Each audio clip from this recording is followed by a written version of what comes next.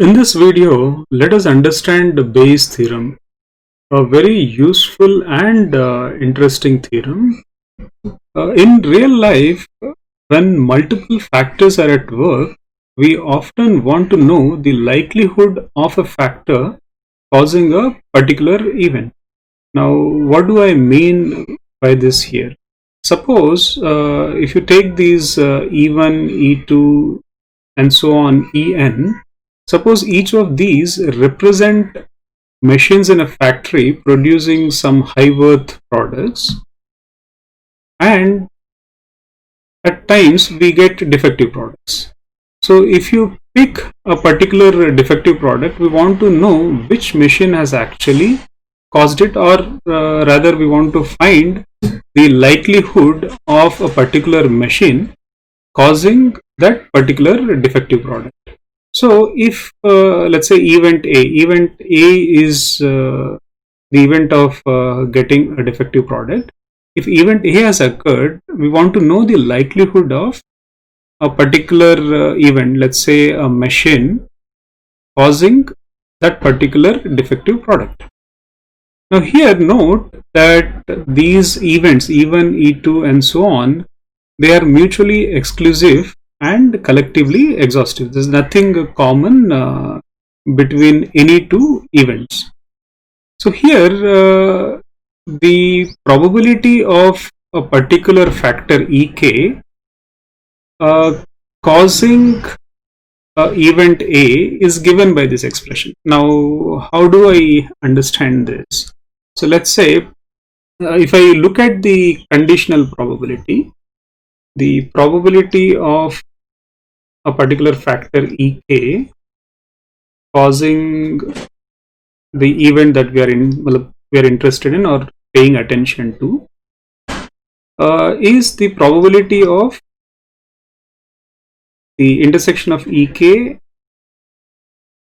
and A by the probability of. Now in most of these cases, if you take a particular factor, let's say Ei, the probability of that factor is obviously usually known, and the probability of this particular event happening, provided this factor is causing it, is also known. Okay, so but the probability of a particular factor leading to that particular event A is not known usually. So the Bayes theorem helps us get that. So here I can actually write, if I look at the conditional probability of say A, provided Ei has occurred, I can write this as the probability of A and the probability of Ei happening divided by the probability of that factor taking place.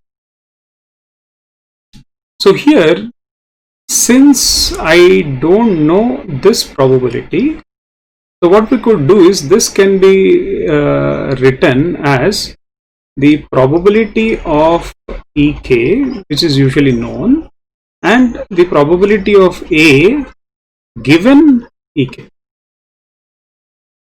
and then divided by the probability of A. Now if you look at the sample space, all these E1, E2 and so on, they're all mutually exclusive. So if A has occurred, then A intersection E1 and A intersection E2, even all these events are mutually exclusive.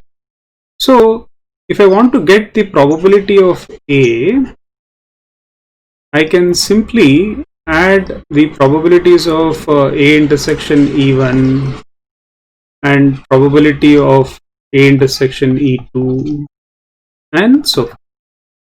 So now this can be written as what we have written in the denominator.